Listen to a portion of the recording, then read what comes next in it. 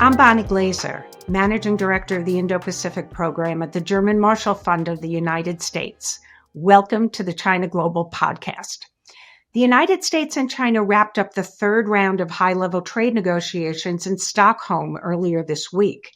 U.S. Treasury Secretary Scott Bessent described the talks as constructive and wide-ranging. He acknowledged that an extension of the 90-day tariff pause was discussed, but said that the final decision was up to President Trump. And as of today, August 1st, President Trump has remained mum. The Chinese side's readout was devoid of details, although China's Vice Minister of Commerce said that both countries would continue to push for an extension of the reciprocal tariffs and Chinese countermeasures. How should we assess the dynamics in the trade talks, including the balance of leverage between Washington and Beijing? And how might the trade negotiations shape the future of the relationship? To discuss these questions, we are joined by Dr. Scott Kennedy. Scott is a senior advisor and trustee chair in Chinese business and economics at the Center for Strategic and International Studies. Welcome to the China Global Podcast, Scott. Bonnie, it is wonderful to be with you. Thanks so much for having me. Well, I couldn't think of anybody better to have on as our guest. So let's dig into it. Before we talk about the status of the negotiations and what came out of this most recent round, I'd just like to look back a little bit at the Trump administration. What do you think of the lessons that the Chinese really took from dealing with Trump in his first term, particularly, of course, on trade? What are the lessons maybe that President Trump drew? And do you see any evidence that any lessons are being applied by either side now? Sure.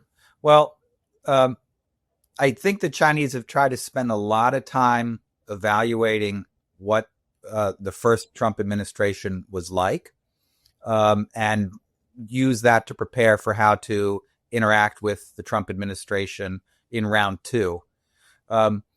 I think like lots of folks looking at the administration the first time around, I think the Chinese felt that the president is a deal maker. It's not so much what's in the deal, but that a deal is made, and that he is relatively non-ideological, except for his strong interest in tariffs as a means and an end. And I think that is how they interacted with him through the first 3 years of the Trump administration between 2017 and 2019. Of course, there was a final year of the Trump administration after they got to the phase one agreement, and then the global pandemic broke out. And the last year of the Trump administration in 2020 was an unrelenting series of sanctions against China with actually no negotiations. But I think the Chinese chalk up that last year to the special circumstances of the pandemic and the president just simply trying to protect his political life, as opposed to how he had reviewed any way he might have seen China differently. So I think that's the initial lessons, and they got from their perspective a pretty good deal, where on paper they committed to do a lot, but it didn't add up to much. They didn't have to change Chinese industrial policy, the structure of their economy, any of those major kind of fundamental structural changes. Those all got pushed back into the side. And so I do think that those are important lessons that they brought forward. They did spend a lot of time over 2024 and in between the election in November and the inauguration, reevaluating the president and trying to determine what to do. And I think in some ways they've modified and pivoted their behavior as a result of some of those new lessons that they've taken in the last few months. So what's your assessment of where we are today in these trade talks? It sounds like after the session in Stockholm that the United States still focused on getting smooth delivery of rare earth magnets to U.S. companies. So I don't know whether you think that's still a concern, but I got the impression that they were still trying to resolve that.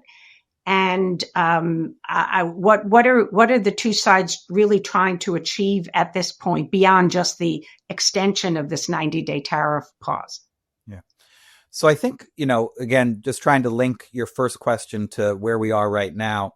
I think for the first Trump administration, the Chinese tried to not escalate as much as and provoke the president. I think they tried to find common ground and get an agreement that didn't cost them very much, and take the moral high ground to argue that they weren't responsible for any of the escalation or the damage to the international trading system or anything like that.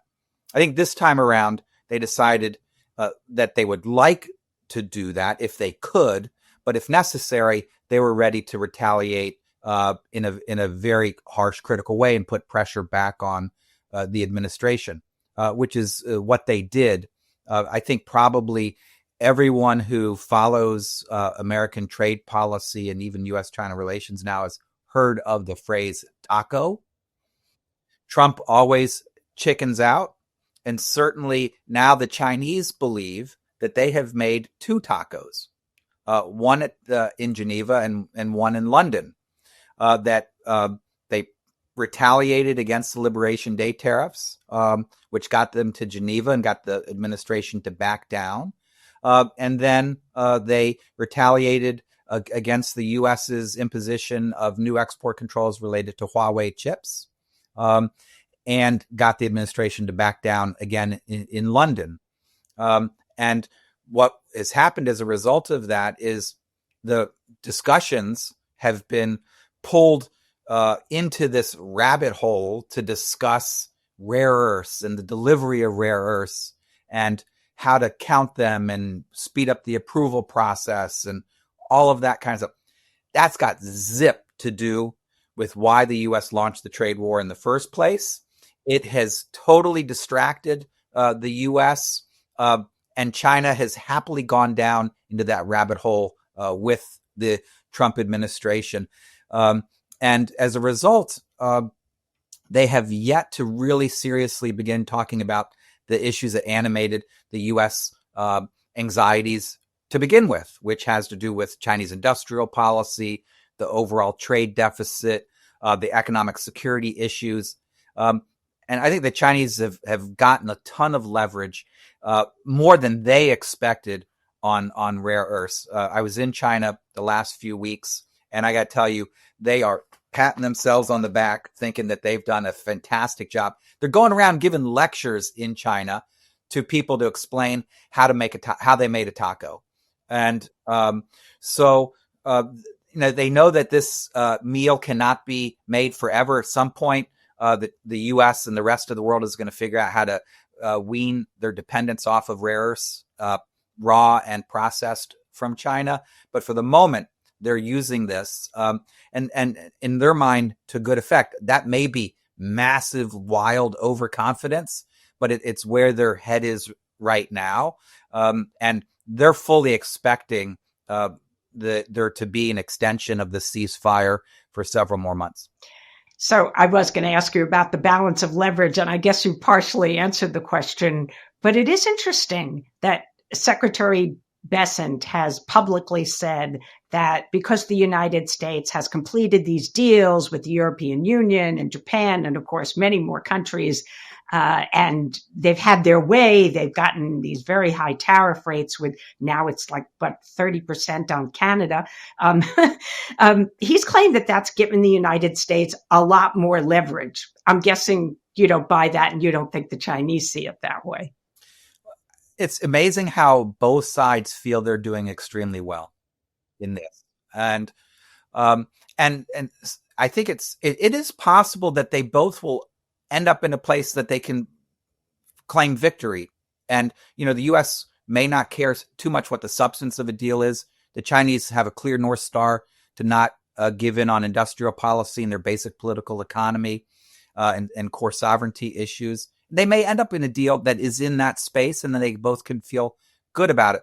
But I think right now, I think you have to say that the Chinese have done a better job with a weaker hand, right? The U.S. has got, they buy a ton, and scholars have shown that the U.S. being the larger purchaser has given them a lot of leverage. And of course, the U.S. has semiconductor technology and all these other things that they can deny. We've got SWIFT, and we've got a immense amount of powers.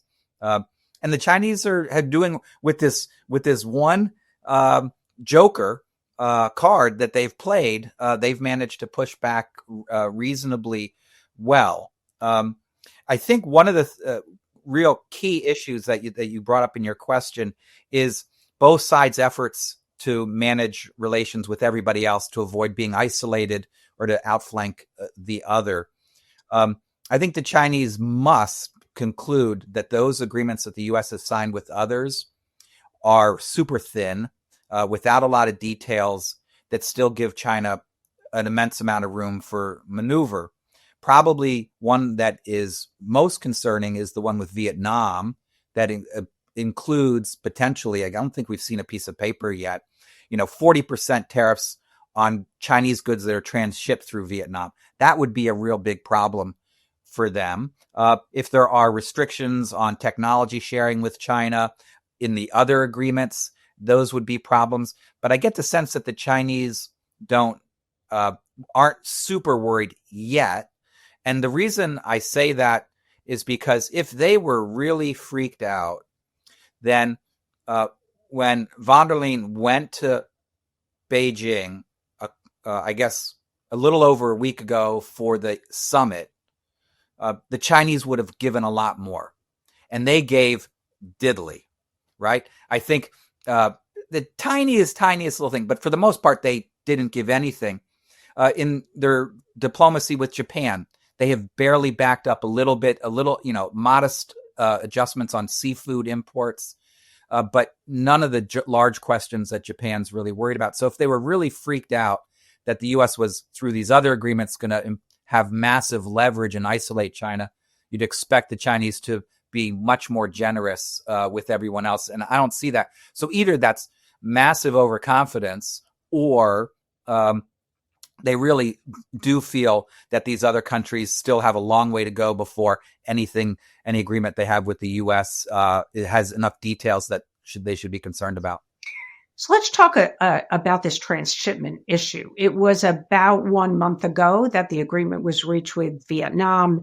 I think that the transshipment issue was also hinted at in the deal with Indonesia, but I don't think we've seen it in other agreements. But the Chinese reacted pretty strongly. They essentially threatened Hanoi with some consequences. And yet just yesterday, the U.S. announced that it plans to put in place rules of origin for indirect shipment and impose 40% tariffs on transshipments. And so this is obviously an effort to prevent Chinese companies from circumventing U.S. tariffs on China. I should mention just the legal definition, which you know, of transshipment. It's really very narrow. It's a good that did not undergo a substantial transformation in the country through which it was indirectly shipped. And that could be, that definition could be broadened going forward. And the U.S., at least reportedly, has hinted that there is an intention to broaden that definition. So if the United States actually makes this a priority in its trade agreements with other countries, how do you think that Beijing is going to react? Will the reaction be, as it has been with Vietnam, that you threaten the other country with consequences? Will they try to raise this in the talks with the United States? Or will they just try to help their companies to prevent the hurdles that would be introduced by these provisions?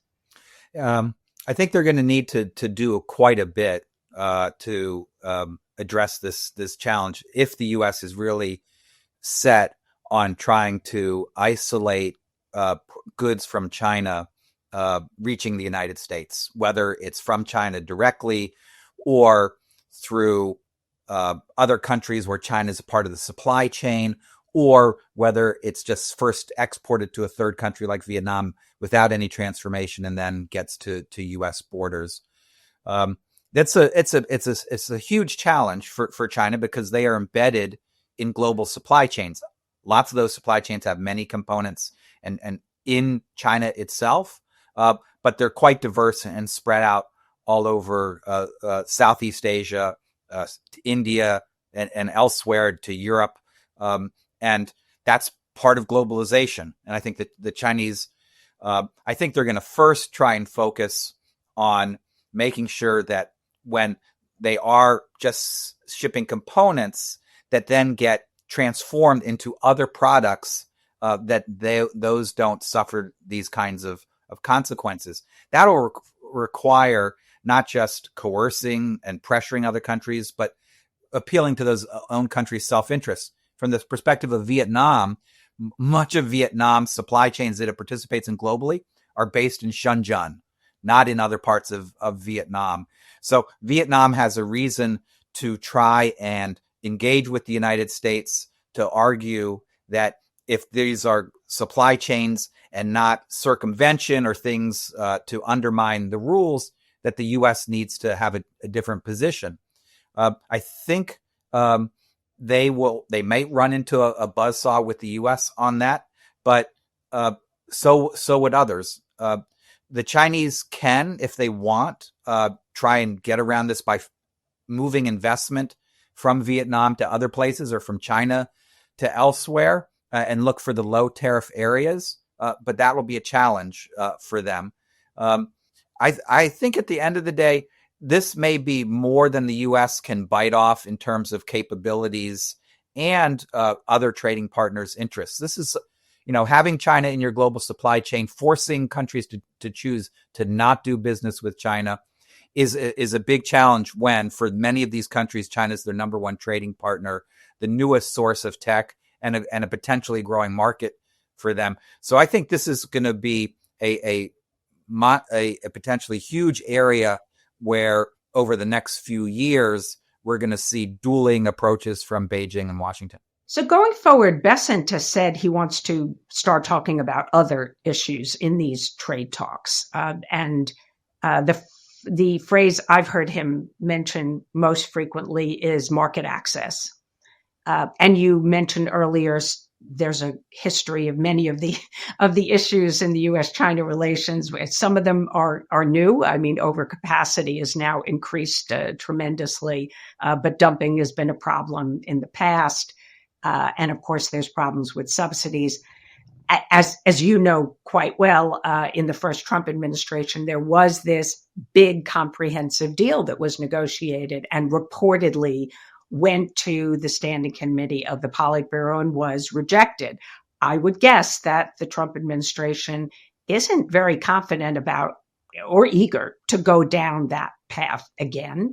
So what do you think Bessent wants to talk about? What does the president want him to talk about? And particularly as we are in the run-up to a possible summit between Trump and Xi Jinping around the time of the APEC meeting, which is October 31st and November 1st. Yeah. I guess if there's a few things to say about that is, I believe that there is a delegation of U.S. officials who are supposed to go to China in August for the next round of conversations with the Chinese. And as far as I've heard, and we'll have to see, that it will be Secretary Lutnick with USTR Greer rather than Secretary Bessent. That may be a result of timing. I don't think that's a result of Bessent's unsuccessful performance so far, or any type of criticism or anything. But so it'll first we have to see who is still leading the U.S. negotiations. What I've heard Bessent say, in addition to market access, is the word rebalance. He seems to have that in most times he talks. And that is partly about structural issues. It's partly about trying to increase Chinese consumption relative to how much China produces, which is talking about structural, Chinese industrial policy and overcapacity. And, if they're going to produce so much, they should consume a lot more of it. I'm not sure what the U.S. is really going to do because they also just talk about the trade balance sometimes, and then other times they talk about decoupling or strategic decoupling. And if it's strategic decoupling, there's no negotiation there. You just do it, or at least you're not negotiating with the Chinese, right? So I still think they have to figure out which door they want to walk through, because you want different things if it's about the trade balance versus structural issues and rebalancing in general. But I think the Chinese will be fine talking about all of these things. They're just not going to have this be a one-sided agreement. You can talk about purchases. You could talk about investment. You could talk about export controls. You can talk about investment restrictions. Certainly, fentanyl needs to still be part of the conversation. The Chinese would love those 20% tariffs to disappear. If they're going to talk about rebalancing in the way Secretary Bessent is talking about it, what comes to mind for me is the 1990s talks between the U.S. and Japan that led to the Structural Impediments Initiative, where the U.S. said, your economic system structurally limits imports and you need to deregulate your economy and marketize, and then that will fix things. I think that's probably one potential model the U.S. will use, but I know exactly how the Chinese would respond or ought to respond. Not giving free advice to the Chinese, but what they ought to do is say, if you think that we are overproducing and underconsuming, you are doing the opposite.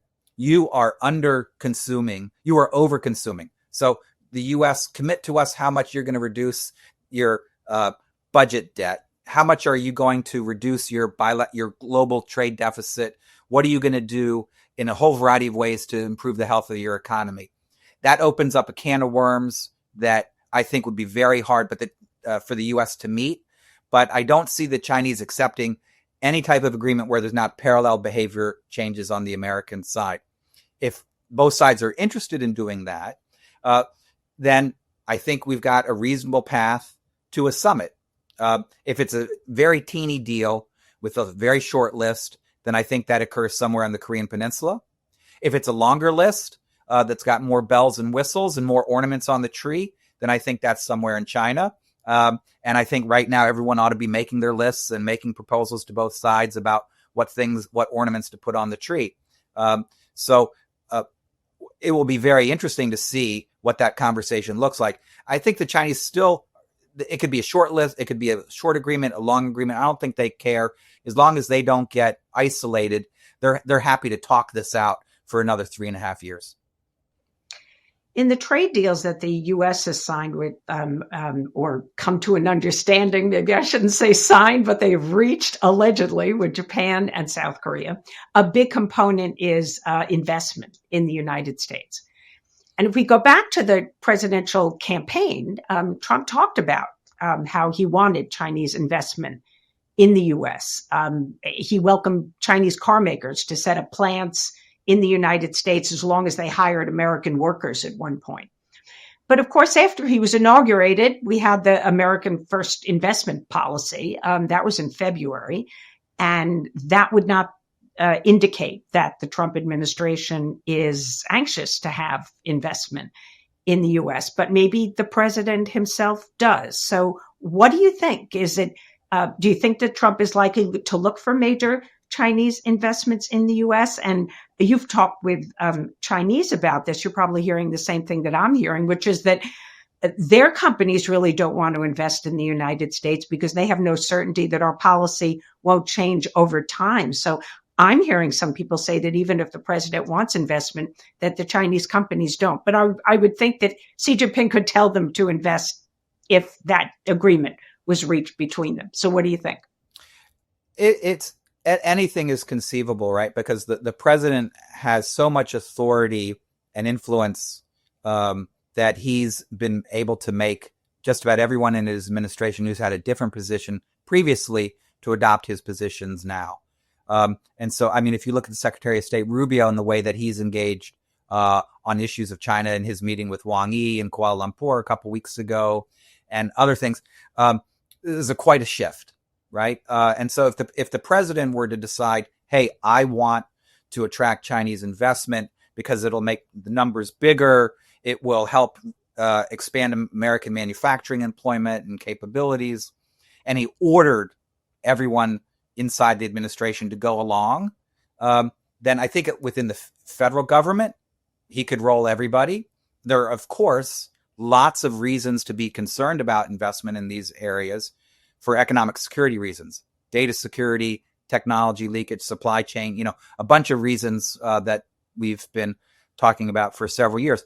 But I think if he ordered it, he could say, let's take a solution like we've used that was originally proposed for TikTok that we've been still debating, the Texas project, where you have, ownership caps, data security rules, other kinds of, Chinese-like restrictions to manage. And maybe he could persuade some of the security hawks that the Chinese investment wouldn't be that risky, or the risk could be mitigated. But that's a big question. I think another big challenge in the U.S. is not the federal government or state and local governments, where you've got 34 states at least that have passed laws about Chinese not being able to buy land.